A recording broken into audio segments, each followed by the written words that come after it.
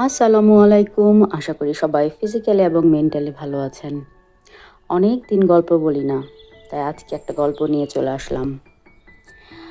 আজকে শনিবার, সো অনেক রান্না। তার মধ্যে আজকে আবার সবজি রান্না করব। সো অনেক সবজি কাটাকুটি করব এবং রান্না করব। তো সবজি রান্না করতে করতে আপনাদেরকে গল্পটা শোনাবো।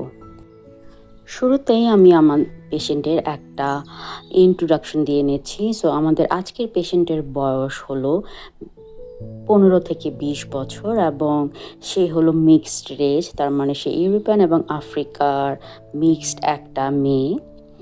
এবং আমি আমার এই গল্প বলার সময় তার কোনো রকম পার্সোনাল ইনফরমেশন ডিসক্লোজ করব না। এবং আমার আজকের গল্পটাও অন্য গল্পের মতো সত্য ঘটনা থেকে নেয়া।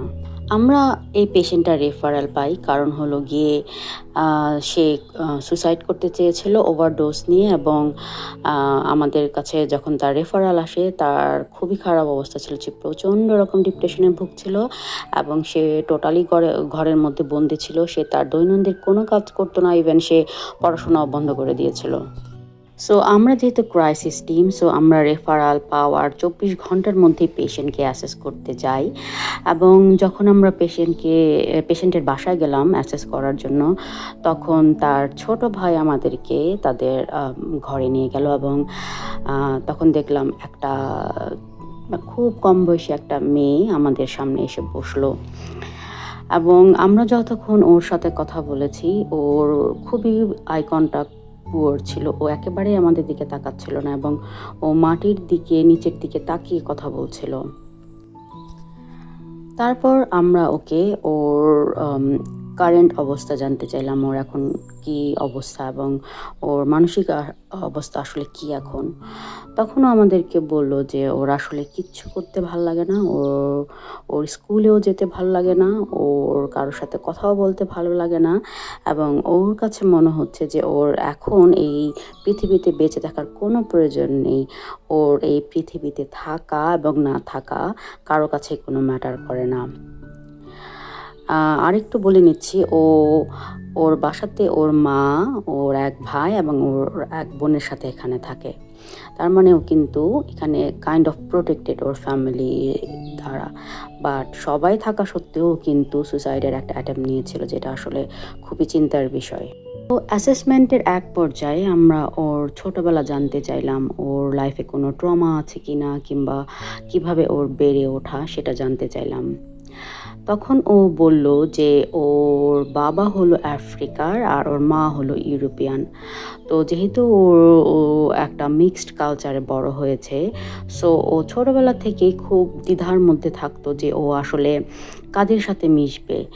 ও যখন স্কুল শুরু করলো, তখন ও আসলে বুঝতে পারতো না ও কি ইউরোপিয়ানদের সাথে মিশবে নাকি ও আফ্রিকানদের সাথে মিশবে। এবং যেহেতু ওর মিক্সড রেস, ওর স্কিন কালারটা আফ্রিকানদের মতো অত ডার্ক ছিল না, ও ব্রাউন কালারের ছিল, কিন্তু ওর চুলগুলা ছিল আফ্রিকানদের মতো। সো যে কেউ দেখলে ওকে বুঝতে পারবে যে ও মিক্সড কালচারে একটা মেয়ে। সো ওকে সারাক্ষণ একটা দ্বিধার মধ্যে থাকতে হতো যে ও আসলে কাদের সাথে মিশবে, কে ওর ফ্রেন্ড হবে। এবং ও ছোটোবেলা থেকে একটা চ্যালেঞ্জ ফেস করেছে যে ও যখন ইউরোপিয়ানদের সাথে মিশতে চাইতো, তখন ওরা ওকে ওদের সাথে নিত না। আবার যখন ও আফ্রিকানদের সাথে মিশতে চাইতো, যেহেতু ওর গায়ের রং ইন কম্পেয়ার টু আফ্রিকানদের তুলনায় আরেকটু হালকা ছিল, মানে ব্রাউন ছিল, কালো ছিল না, যে কারণে ওরাও ওকে ওদের সাথে নিত না। যে কারণে ওর ছোটোবেলাটা মোটামুটি একাই কেটেছে।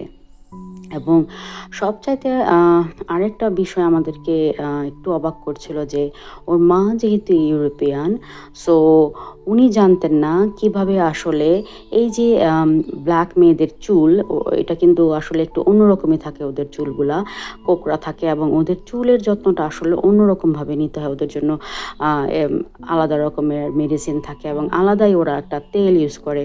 বাট ওর মা যেহেতু ইউরোপিয়ান ছিল, ওর মা আসলে জানতো না কিভাবে ওর চুলের যত্ন নিতে হয়। সো ও খুব একটা দ্বিধাদ্বন্দ্বের মধ্যে দিয়ে বড় হয়েছে। এবং ওর নানি যেহেতু ইউরোপিয়ান ছিল, সো যখন ওর নানি বাড়ি যেত, ওর খালা এবং মামাদের সাথে মিশতে চাইতো, ও মনে করতো যে ওরা ওকে ওইভাবে অ্যাকসেপ্ট করতো না। ও আরও বলল যে ওর বাবার সাথে ওর মায়ের খুবই খারাপ সম্পর্ক ছিল এবং ওর বাবা একটা ক্রাইমের সাথে যুক্ত হওয়ার কারণে বেশ অনেক বছর যাবতই সে জেলে আছে এবং ওদের কোনো খোঁজ খবর নেয় না এবং ওদের কোনো ভরণ পোষণও দেয় না। তো ওর মা আসলে ওদের এই ভাই বোনকে নিয়ে খুবই স্ট্রাগল করতে হয়েছে ওদেরকে বড় করার জন্য, ইভেন এখনও করছে। তো সব কিছু মিলায় আসলে ও দেখা গেছে যে একটা খুব পারিবারিক চাপের মধ্য দিয়ে বড় হচ্ছিল এবং ওর কিছু ফ্রেন্ডও আছে। ইদানিং ও মনে করছে যে ওর ফ্রেন্ডরা ওকে এড়িয়ে চলছে এবং ওকে সেইভাবে সময় দিচ্ছে না। ও আমাকে বলল, দেখো আমি একটা আমার ফ্রেন্ডকে মেসেজ দিয়েছি, ও সেটা সিন করেছে কিন্তু সেটার রিপ্লাই আমাকে দেয়নি। সো যেহেতু ও ছোটোবেলা থেকে খুব বেশি কনফিউশনের মধ্যে বড় হয়েছে, সো একটু মাত্র নেগলেসি আসলে ওর কাছে অনেক বড় হয়ে এখন দাঁড়াচ্ছে। বাট ও বলল ওর মা খুব সাপোর্টিভ এবং ওর মা চেষ্টা করেছে যে ওদেরকে ভালোভাবে বড় করার জন্য। বাট যেহেতু উনি সিঙ্গেল মম হিসেবে ওদেরকে বড় করেছে, সো ওনার পক্ষেও আসলে সব কিছু দেওয়া কিংবা করা ওদের জন্য পসিবল হয়ে ওঠেনি। এখন ওর যে প্রবলেমটা হচ্ছে সেটা হলো ওর স্কুল বন্ধ করে দিয়েছে, কারণ স্কুলে ও অনেক বুলির শিকার হচ্ছে। স্কুলের ইভেন টিচাররাও নাকি ওকে বুলি করেছে এবং ওর ফ্রেন্ডরা ওকে এখন পাত্তা দিচ্ছে না এবং ওর এখন মনে হয় যে ও আসলে এই পৃথিবীতে থাকার আর ওর কোনো প্রয়োজন নেই, যে কারণে ও আসলে অ্যাটেম্প নিয়েছিল সুইসাইডের। ও আমাদেরকে আরও বলল যে ওর বাবা মায়ের মিডল চাইল্ড এবং মিডল চাইল্ড হিসাবে ওর কাছে সবসময় মনে হয়েছে যে ওর মা হয়তো ওর বড় ভাই অথবা ছোট বোনকে বেশি প্রাধান্য দিয়েছে ওর তুলনায়। হইতে পারে এটা একেবারেই ওর ভুল ধারণা, বাট ওর কাছে সবসময় মনে হতো যে সামহাও ও কাইন্ড অফ লাইক আদর পেত না ওর মায়ের, আর বাবা তো জেলেই ছিল। তো এইভাবে ওর সময় কাটছিল। বাট গত 2 বছর যাবৎ, বিশেষ করে গত 6 মাস যাবৎ ওর কাছে মনে হচ্ছে যে ওর এই বেঁচে থাকাটা একেবারে ইউজলেস। ও আসলে বেঁচে থাকলে কোনো রকমই আসলে কারোরই কোনো উপকার হবে না, যে কারণেই ও প্রচণ্ড রকম ডিপ্রেশনে ভুগছিল। তখন আমরা ওকে অ্যান্টি ডিপ্রেশন মেডিকেশন খাওয়ার জন্য কিছু মোটিভেশন দিলাম, কিন্তু ও বলল যে ও কোনো রকম ওষুধ খেতে চায় না, কারণ ও জানে যে এইসব অ্যান্টিসাইক্রেটিক কিংবা অ্যান্টি ডিপ্রেসিভ মেডিকেশনের অনেক সাইড এফেক্ট থাকে। সো ও মেডিকেশন নিতে চায় না। বাট আমরা যদি ওকে সাইকোথেরাপি দেই কিংবা আমরা যদি ওকে কোনো অ্যাক্টিভিটিতে ইনভলভ করে দেই, তাহলে হয়তো ও আমাদের সাথে এঙ্গেজ হবে। আমরা ওর অ্যাসেসমেন্ট শেষ করে অফিসে ফিরে গেলাম এবং যথারীতি আমরা আমাদের এমডিটিতে ওর কেসটা প্রেজেন্ট করলাম। এমডিটিতে প্ল্যান হলো যে আমরা ওকে সাইকোলজিস্টের কাছে রেফার করব এবং সাইকোলজিস্ট আমাদের টিমেরই আছে। সো আমরা ওকে সাইকোলজিস্টের কাছে রেফার করলাম। আর ও যেহেতু অ্যান্টি ডিপ্রেসিভ কোনো মেডিকেশন খেতে যাচ্ছে না, তারপরও আমাদেরকে কনসালটেন্ট একটা অ্যাডভাইস করলো যে তোমরা যখন আবার ওকে ভিজিট করবে তখন আবারও একটু আলাপ করে দেখো যাতে শর্ট টার্মের জন্য ও কোনো মেডিসিন নিতে চায় কিনা, তাহলে ওর মুডটা কিছুটা স্টেবিলাইজ হবে। বাট ওকে অনেকবার কাউন্সেলিং দেওয়ার পরেও আসলে অ্যান্টি ডিপ্রেসিভ মেডিকেশন নিতে চায়নি।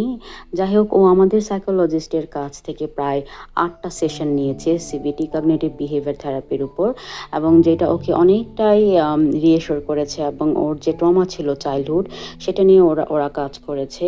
সো এখন আমাদের এই পেশেন্ট, আমরা ওর সাথে প্রায় 1.5 মাস কাজ করেছি এবং এই 1.5 মাসে ও অনেকটাই স্টেবল এবং ও এখন বুঝতে পারছে যে আসলে বেঁচে থাকার কারণ কি এবং কিভাবে ওর লাইফটা নিয়ে এগোবে এবং ওর ফিউচারে ও কীভাবে ওর গোল সেট করবে সেটা নিয়ে আমরা আসলে কাজ করেছিলাম। এবং সে এখন অনেকটাই হোপফুল এবং সে বলেছে যে সে ইন ফিউচারে আর ওরকম সুইসাইডাল থট তার মাথায় আনবে না। আমার আজকের গল্পটা এখানেই শেষ। আমার খুব ইচ্ছা হয় আমাদের বাংলাদেশেও যদি এরকম কোনো সাপোর্ট থাকতো। আমি জানি আমাদের বাংলাদেশে অনেক ছেলে মেয়েরা এই ডিপ্রেশনে ভুগছে এবং কোনো রকম তারা হয়তো ফ্যামিলির সাথেও এই জিনিসগুলো শেয়ার করতে পারছে না এবং একটা সময় দেখা যাচ্ছে তারা খুব বেশি ডিপ্রেশনে ভুগে হয়তো সুইসাইড করে ফেলছে।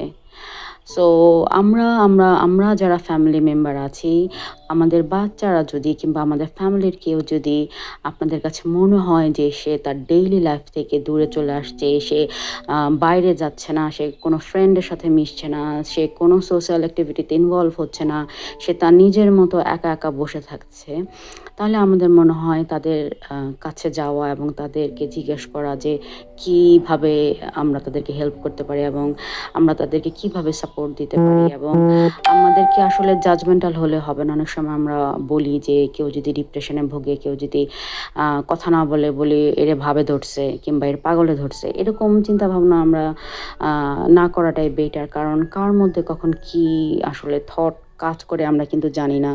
সো আমাদের উচিত হবে আসলে এইসব পেশেন্টদেরকে অতি দ্রুত একটা সাইকোলজিস্টকে দেখানো এবং অতি দ্রুত তাকে অ্যান্টি ডিপ্রেশন মেডিকেশন কিংবা সাইকোথেরাপি কিংবা সাইকোলজিস্টের কাছে নিয়ে যাওয়া, যাতে সে তার সেই মুহূর্তের যে ডিপ্রেশনটা সেটা কাটিয়ে উঠতে পারে। এবং ডিপ্রেশন, এনজাইটি এবং যে প্যানিক অ্যাটাক সেটা কিন্তু আসলে অনেক সময় কিউরেবল, আমরা যদি যথাসময়ে তাদেরকে ট্রিটমেন্ট দিতে পারি এবং যথাসময়ে আমরা তাদেরকে ফুল সাপোর্ট দিতে পারি। সো আসুন আমরা ডিপ্রেশন যারা ভুগছে তাদেরকে সাপোর্ট করি। আমার আজকের গল্পটা এখানেই শেষ এবং আমার এরকম সত্যিকারের আরও গল্প শোনার জন্য please subscribe to my channel. আপনারা সবাই ভালো থাকবেন। আল্লাহ হাফেজ।